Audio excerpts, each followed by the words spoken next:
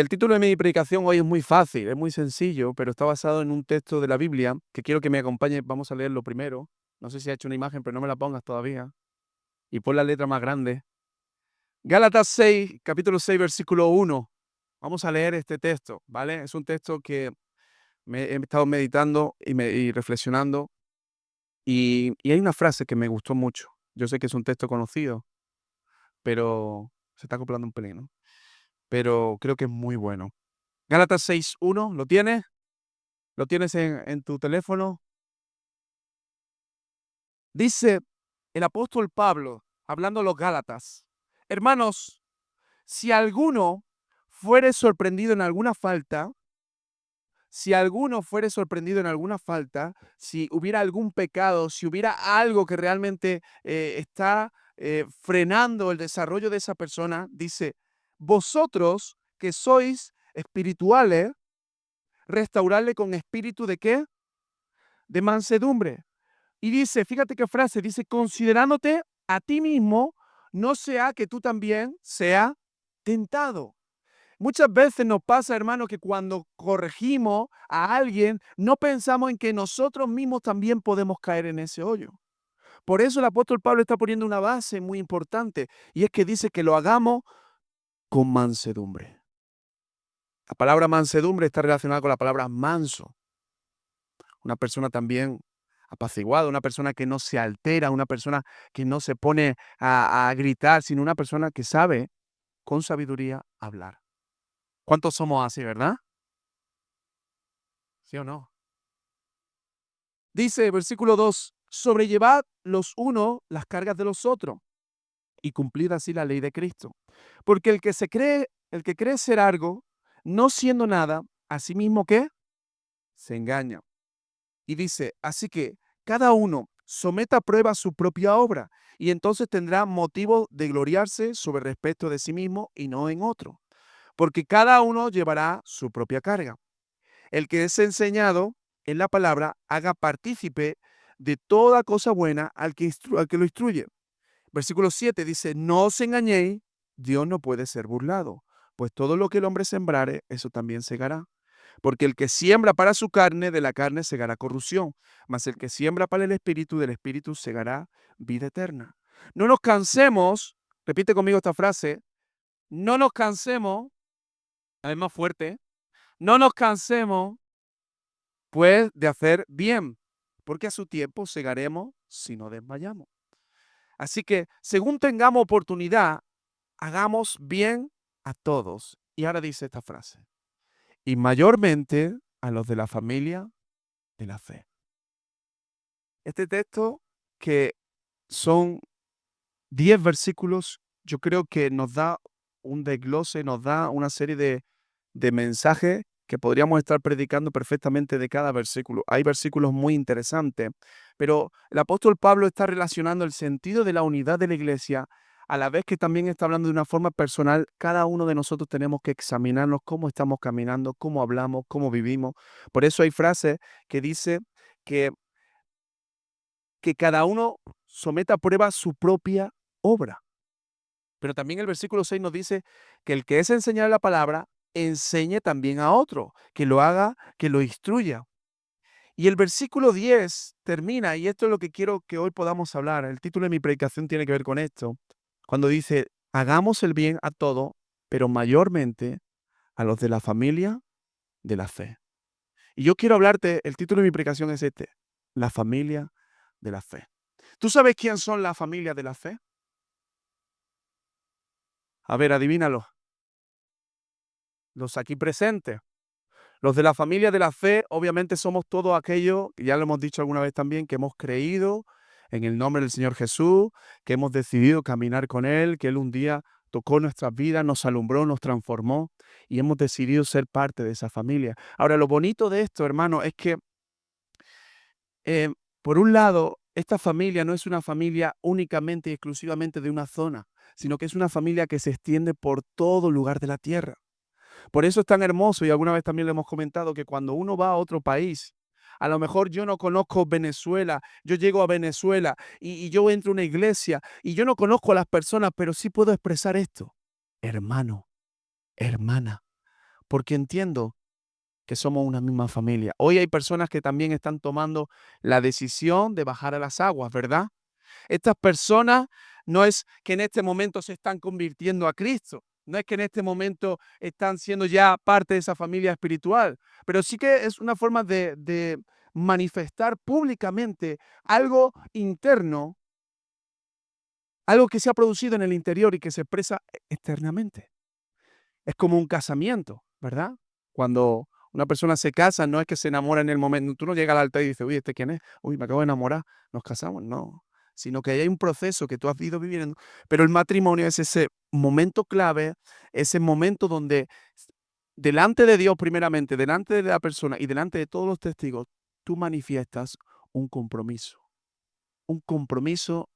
eterno.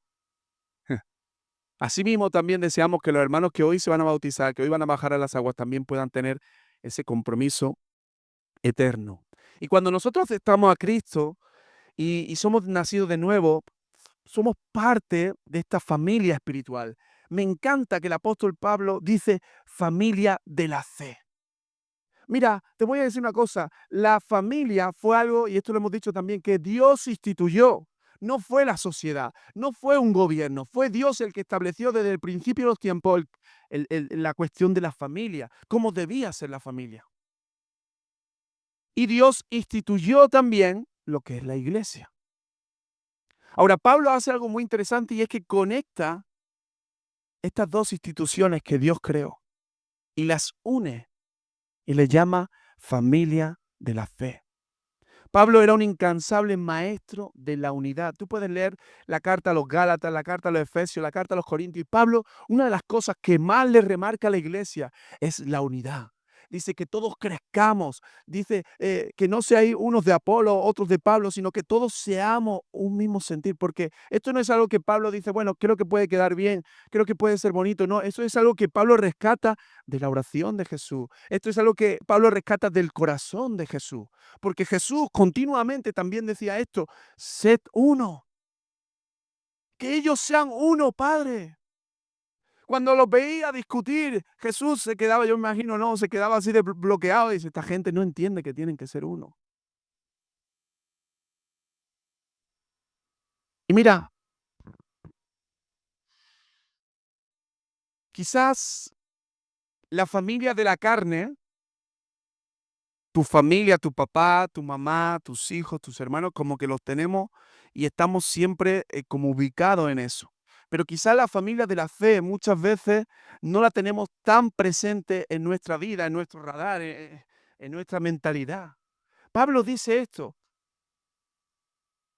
hagamos el bien a todo, pero dice mayormente a los de la familia de la fe. Y si tú te pones a pensar, a lo mejor puedes sacar esta conclusión y decir, oye, pero ¿no sería que primero yo tengo que dar prioridad a mi propia familia antes que a los de la familia de la fe? No está diciendo que los deseche a tu familia. Está diciendo mayormente a los de la familia de la fe. Alguien dijo esta frase, la familia no es algo importante, la familia lo es todo. Y sabe, en aquella época algo que pasaba es que cuando una persona se convertía al Señor, normalmente se convertía toda la familia. Esto lo podemos ver en Cornelio, también lo podemos ver en Lidia, en Hechos capítulo 16, el carcelero de Filipo. Normalmente cuando se convertía uno, se convertía toda la familia. Y al final la iglesia se convertía en la familia de las familias. Qué bonito es cuando la iglesia está compuesta de familia. Qué bonito es cuando nosotros vemos las generaciones que se proyectan en la familia. Y Gálatas 6 es un texto donde se habla de esa familia espiritual de una forma práctica, de una forma necesaria también. Ahora, yo quiero decirte una cosa, porque todo esto suena muy bien, pero el tema es que muchas veces nosotros como iglesia, tú y yo, tenemos muy presente a la familia de la carne, pero no tenemos el mismo peso, la misma preferencia, la misma exigencia hacia la familia espiritual. Y lo primero que quiero decirte, 1 Juan 3:1 dice esto, mirad cuál amor nos ha dado el Padre para que seamos llamados hijos de Dios. Hermano, esto es algo precioso y algo que venimos diciendo. Todo aquel que ha nacido de nuevo tiene un padre. Somos hijos de nuestro Padre, hijos de Dios. Pero algo que ocurre es que todo, absolutamente todo, los que hemos entregado nuestra vida a Cristo también somos de un mismo Padre. Y aquí no importa la edad, no importa el origen, el país de origen, no importa el carácter, la posición económica, somos hermanos en Cristo. Mira, en una familia biológica, los hijos pueden ser totalmente diferentes, ¿verdad? Pero tienen una misma sangre. Hay padres que intentan negar que son sus hijos, pero cuando hacen esa prueba de ADN, se descubre, es tu padre, es tu hijo. Te parezca bien, no te... pero eso está en la sangre. Ahora, fíjate qué bonito que en la familia espiritual nosotros también estamos unidos por una misma sangre, que es la sangre de Cristo. ¿Cuántos dicen amén? Hermano, y nosotros tenemos que reconocer a nuestros hermanos como parte de nosotros mismos. Muchas veces cuando miramos a los hermanos en la iglesia, los miramos como los demás, como los que están, pero no los miramos como los nuestros. Y lo que yo quiero que podamos entender es que tenemos que llegar a alcanzar en nuestra vida, igual que hablamos de nuestra familia, como mi papá, mi mamá, mis hijos, también podamos llegar a alcanzar a que nuestra familia espiritual también hablemos exactamente de la misma forma, que también actuemos de la misma forma. Fíjate, Efesios 2:19, no sé si me lo puedas poner. Bueno, lo tengo aquí también. Efesios 2:19 dice esto también, otro detalle. Así que ya no somos extranjeros, ya no sois extranjeros ni advenedizos, sino conciudadanos de los santos y miembros de la familia de Dios. Fíjate, una vez más, Pablo introduce este aspecto, esta frase, la familia de Dios. Uno de los mayores vacíos del ser humano, hermano y hermana, es la soledad.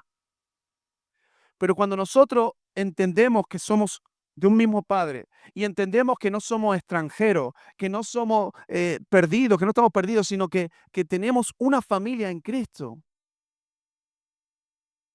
ese sentimiento de soledad se va. Lo que nos dice la Biblia, lo que nos hace ver es que tenemos un lugar de pertenencia. A mí me encanta, hermanos, cuando hay personas que vienen de otros lugares, ¿no? De otro país, y a lo mejor vienen solos, por lo que sea, por la situación que han podido vivir, vienen solos, llegan a la iglesia y al cabo de quizá unos meses ellos expresan esto. Yo vine solo, pero aquí tengo a mi familia. Eso para mí, de verdad, como cristiano, es algo que me encanta escuchar. Me encanta. Y cuando dicen, hemos podido recibir ayuda, hemos podido tener un abrazo, hemos podido tener un hombro donde llorar cuando hemos pasado momentos difíciles, eso es algo hermoso. Eso es algo que solamente da la iglesia. Porque no estamos enfocados en lo que una persona tenga o no tenga. No estamos enfocados en si una persona es de un lugar o de otro lugar. Estamos enfocados en Cristo. Estamos enfocados en un mismo Padre. Y ese Padre lo que dice es que nos amemos, que nos cuidemos, que nos alentemos. Y hermano, esto es precioso. Estamos en un tiempo, quizás Manolo, que es de los que lleva más tiempo, ¿no? Como yo, donde recordamos, Isabel también lo habrá vivido, Chelo, Carmen, donde recordamos que a lo mejor en la iglesia solamente habían españoles, o a lo mejor había un extranjero, o dos extranjeros. Y es verdad que en estos últimos tiempos la iglesia tiene esa forma multicultural de diferentes lugares, hermano, pero esto es algo hermoso. Esto es algo hermoso. Porque al final todos tenemos un mismo objetivo, un mismo deseo, un mismo Padre que nos une. Pero lo que tenemos que entender también es esto, que tenemos un lugar, una casa. Y tenemos que vernos, hermanos, como ese ejemplo del hijo pródigo. La semana pasada se nos hablaba de esto, ¿verdad? Le voy a dar otro enfoque, él le dio un buen enfoque. Pero el hijo pródigo dice, ¿volveré a dónde? A mi casa, a la casa de mi padre.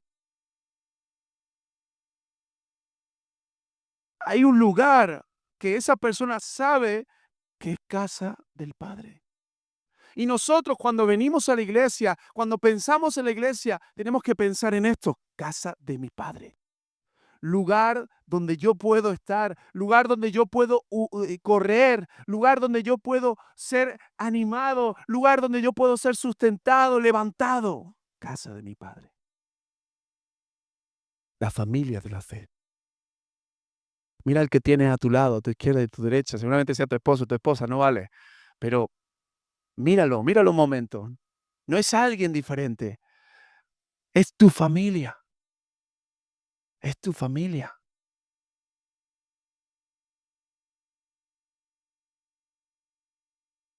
Cuando entendemos que somos de un mismo Padre, cuando entendemos que tenemos un lugar donde pertenecemos, esto genera en nosotros una identidad, esto genera en nosotros una seguridad, esto genera en nosotros un corazón que entiende que no está solo. Hermanos, Dios nos creó para vivir en comunidad. Pero esa comunidad no es únicamente, repito, tu familia en tu casa. No, esa comunidad tiene que ver con el conjunto de creyentes. Por eso el Salmo 133, versículo 1, que todos conocemos, dice así: mirad cuán bueno, a ver si lo sabes. Ah, leyéndolo también lo sé yo. Mirad cuán bueno y cuán delicioso es habitar los hermanos juntos en armonía. Alguna vez he destacado esta palabra de armonía, ¿verdad? De que algo va en una misma onda, ¿no? En un mismo sentido. Pero dice esta palabra, y me gusta esta palabra también: habitar, habitar los hermanos. Esta palabra habitar no es algo puntual. Habitar tiene que ver con sentarse, tiene que ver con permanecer, tiene que ver con acampar, tiene que ver con hacer morada. Habitar, fíjate, tiene que ver con casarse. Habitar los hermanos juntos. La familia de la fe. ¿Puedes bajarme un poquito la música, que está un pelín fuerte? Habitar tiene que ver con una unión, que no estamos hablando de que todo va a ser perfecto, como ya hemos dicho en algunas ocasiones, pero sí de permanecer, sí de asentarnos, sí de tener esa morada, ese lugar y decir: esta es mi familia. Hermano, yo anhelo, no estoy diciendo ni que no lo diga ni que lo diga, pero yo anhelo que cada uno de nosotros digamos: yo tengo una familia. Y te digan, un papá, una mamá, no, no, tengo una familia mucho más grande. En mi familia somos 120, somos 130. Y se quede una familia espiritual. Pero no quiero, no me gustaría que esto solamente lo digas como una frase, sino que esto lo puedas tener en tu mente, pero también en tu corazón. Que entiendas que con la misma confianza que tú vas a tu papá, con la misma confianza que quizás tú vas a tu mamá, a tus hijos, a tu hermano, también lo puedas tener en la vida de la iglesia. Porque ese es el deseo de Dios. No que seamos visita, no que solamente sea hola, adiós, sino que habitemos, que estemos juntos, que tengamos un sentido de permanecer el uno al lado del otro. ¿Me vas siguiendo hasta aquí? Y hermano, para que esto pueda llevarse a cabo, tenemos que entender que el principio, la base de todo, tiene que ser, y esto que yo voy a decir va a sonar muy básico, pero en este último tiempo he estado meditando tanto en esto. La base para que la familia permanezca, ¿sabes cuál es? El amor. Si una familia tiene amor, es una familia que permanece. Dios es justicia, pero Dios es amor. No dice que Dios tenga amor, dice que Dios es amor. Dios es tan amoroso, que Él ha decidido extender su amor hacia nosotros, escucha, sin nosotros merecerlo. El Padre, el Hijo, el Espíritu Santo ya danzaban en ese amor, en esa unidad, pero un día ellos decidieron extender su amor hacia nosotros sin merecerlo, porque Dios es amor. Y la base de la familia, la base de la comunión tiene que ser el amor. Hermano, el amor no es solo un mandamiento, es la identidad de la fe cristiana. Por eso tú puedes leer textos como Juan 13:34 o Primera de Corintios 13. Este es un texto también muy conocido. Y seguramente tú has leído este texto de 1 Corintios 13, ¿verdad? ¿Lo habéis leído? Santi, no me está ayudando. ¿Lo habéis leído 1 Corintios 13? ¿Qué dice 1 Corintios 13? No me lo pongas todavía. ¿Qué dice? ¿Cómo? 1 Corintios 13 dice, si yo hablase lenguas humanas, y no tengo, vengo a ser como metal que resuena o címbalo que retiñe. Vengo a ser algo ruidoso. Oye, el día que te casaste, ¿cuántos se casaron? A ver, levanta la mano a los casados, a ver, los casados. ¿Eh? Quizá el día que fuiste a tu boda, te viniste arriba, ¿no? Mariano, te viniste arriba y dijiste, voy a dedicar unas palabras a mi esposa. Y le dijiste, cariño, escucha, el amor es sufrido, el amor es benigno, el amor no tiene envidia, el amor no es jactancioso, no se envanece, no hace nada indebido, no busca lo suyo, no se irrita, no guarda rencor, no se goza de la injusticia, más se goza de la verdad. Cariño mío, el amor todo lo sufre, todo lo cree, todo lo espera, todo lo soporta. Cariño mío, el amor nunca deja de ser. Buah, y quedas como un rey, ¿verdad? Porque le has dicho, cariño, en pocas palabras le has dicho, en cada proceso que tú y yo podamos vivir, recuerda que mi amor por ti nunca va a dejar de ser. Dile a tu esposo, el amor. No, no te pones colorado, que te pones colorado. El amor nunca deja de ser. ¿Suena bien? Pues tú sabes que ese texto no está hablando del matrimonio. ¿Sabes de qué está hablando? De la familia de la fe, de la unidad de la iglesia. Pablo está tomando su tiempo para hablar ciertos problemas, ciertas situaciones que se encuentran en Corinto, que la iglesia de Corinto está viviendo. Y de repente introduce esta cuestión del amor. Y dice, iglesia, el amor es sufrido, el amor es benigno, no tiene envidia, hermano. Esa iglesia, no tengas envidia. Iglesia, el amor no es jactancioso, no se envanece, no hace nada indebido. Iglesia, no busca lo suyo, no se irrita, no guarda rencor. Todo lo sufre, todo lo cree, todo lo espera. El amor nunca deja de ser. El amor en la iglesia, en la familia espiritual, nunca debe dejar de ser. Qué bien suena esto, ¿verdad? Pero tenemos que ponerlo en práctica. Porque tenemos que entender esto, y no voy a extenderme mucho con esto, pero en ese vínculo de amor, en ese vínculo de unidad, en ese vínculo de familia, aparte de que ese amor está presente, hay algo muy importante y es que también podemos ser transformados. También podemos ser moldeados a la imagen de Cristo, también podemos ir creciendo. Por eso el apóstol Pablo se toma el tiempo en el versículo 1 de Gálatas que hemos leído en decir restaurar con mansedumbre, versículo 2, cargar los unos a los otros, sembrar para las cosas del Espíritu. Todo esto es lo que Pablo está diciendo. La familia, hermano, es ese lugar de seguridad, sí, es el lugar de amor, sí, pero también es un lugar donde somos transformados, donde somos trabajados. Por eso necesitamos la unidad. Por eso nos necesitamos los unos a los otros. Dios nunca nos ha llamado a vivir una vida cristiana en solitario. Dios nos llama a una vida de comunidad. Y quiero leerte una frase que leí esta mañana de Henry Ford. ¿Sabéis quién es Ford, no? Henry Ford, el de los coches. Este hombre venía de familia protestante y él decía esta frase, dijo, reunirse en familia es un comienzo. Mantenerse unidos es un proceso, es un progreso. Y trabajar juntos es un éxito. Buena frase, ¿eh? Te la leo otra vez. Reunirse en familia es un comienzo. Mantenerse unido es un progreso. Y trabajar juntos es un éxito. Hermano, cuando nosotros trabajamos juntos, cuando nosotros nos mantenemos unidos, es un éxito. ¿Saben lo que Dios desea? Que la iglesia tenga este éxito. Quizás no tengamos el éxito del mundo. Quizás no tengamos el éxito de las luces, de los dineros, yo qué sé, de las cámaras. Pero si tenemos la unidad en Cristo, esto es éxito. ¿Cuántos dicen amén? Esto es éxito. Y esto es a lo que Dios nos está llamando. Ahora, quiero compartirte algo que me dio mucha tristeza. Tú habrás visto esto. Vamos a echar una foto de familia, ¿no? Imagínate, vamos a echar una foto de familia. Y entonces ahí va, ¿no? El papá, la mamá, el hijo, la hija y el otro hijo no está.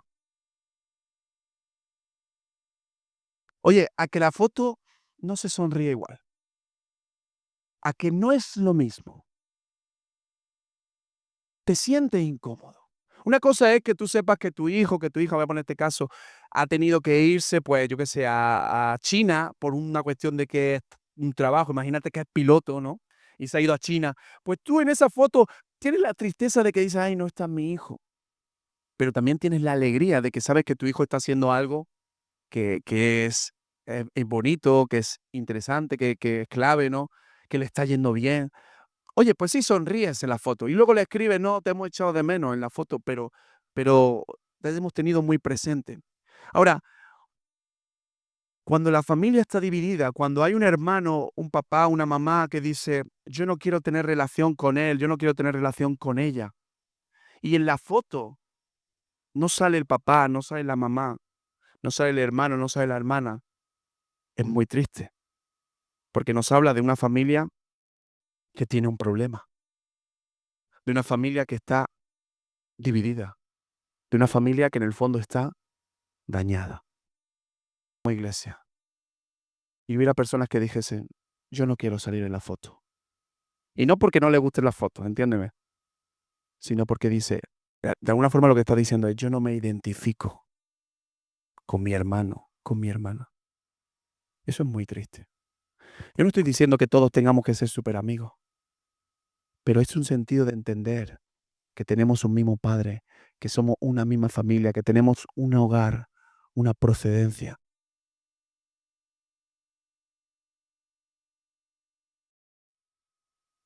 Y como te decía antes, quizá el enfoque muchas veces que miramos la familia de carne, pero no miramos la familia espiritual con el mismo enfoque. Y tenemos que cambiar el enfoque. Por eso yo hace una semana os hablaba, ¿no? De que cuando alguien falta, nosotros nos pese. Cuando alguien está desanimado, nos pese. Para que podamos ver la necesidad que hay entre nosotros. Termino con esto. Génesis 4, versículo 9. Lo voy a leer rápidamente, pero alguna vez también lo he comentado. El espíritu de Caín. Qué triste el espíritu de Caín. Obviamente más triste es que mató a su hermano, ¿no? Pero hay un momento en que Dios le pregunta: "¿Dónde está tu hermano?". Y él dice estas palabras: "¿Acaso soy yo guardián de mi hermano?". En otras palabras, ¿acaso tengo que estar yo pendiente de mi hermano? ¿Acaso yo tengo que ver a mi hermano? ¿Acaso yo tengo que ayudar a mi hermano? ¿Acaso yo tengo que cuidar, que cubrir, no sé, llámalo como quiera? ¿Acaso tengo yo que hacerlo, Dios? ¿Y será que Dios nos pregunta hoy: "¿Dónde está tu hermano?". Y tú dices: "Bueno, mi hermano está en Colombia". No, no, no, no, no. Espera, te estoy hablando de tu hermano de aquí, de la iglesia, tu hermano de la fe, tu papá espiritual, tu hermano, no sé, llámalo como quieras, tu hijo. ¿Dónde está? Pero a veces decimos esto: "¿Acaso soy yo el que tiene que estar pendiente de él? ¿Acaso soy yo el que tiene que estar pendiente de José Luis? ¿Acaso soy yo el que tiene que estar pendiente de Isabel? ¿Acaso soy yo el que tiene que estar cuidando a David?". ¿Te lo respondo? Sí, sí. Y cuando no lo hacemos, yo quiero que entiendas esto. Yo creo que el corazón de Dios hay algo que se duele. Porque, como te he dicho antes, Dios es amor.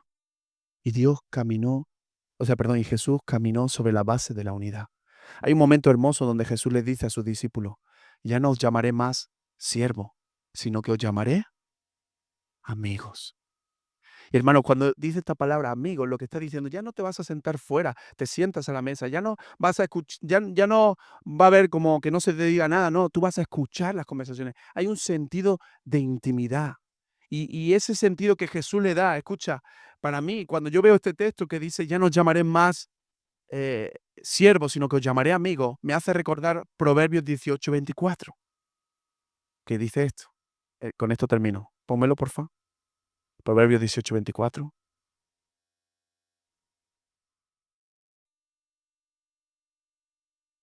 El hombre que tiene amigos ha de mostrarse amigo. Y mira la frase. Y amigo hay más unido que un... ¿Y un qué? Hermano. Tú tienes tu familia de carne, yo tengo mi familia de carne, pero yo puedo tener amigos que sean tan amigos que lleguen a ser más que mi hermano de la carne incluso. En otras palabras, que la familia espiritual no sea algo más en mi lista, sino que sea parte de mi vida, de lo que yo soy, mi familia espiritual. Porque hay amigos más unidos que un hermano. En la Biblia vemos algunos casos, el caso de Jonathan, el caso de David, cómo tenían una unidad. Pero Jesús también llegó a tener esa unidad. Y esto es algo que les pidió a los discípulos, que seáis uno. Bueno, oraba, ¿no? Mejor dicho, que sean uno, Padre. Por eso hoy el desafío es este, iglesia. No mires a tu hermano, tu hermana, como uno más. Míralo como carne de tu carne, sangre de tu sangre. Mi familia.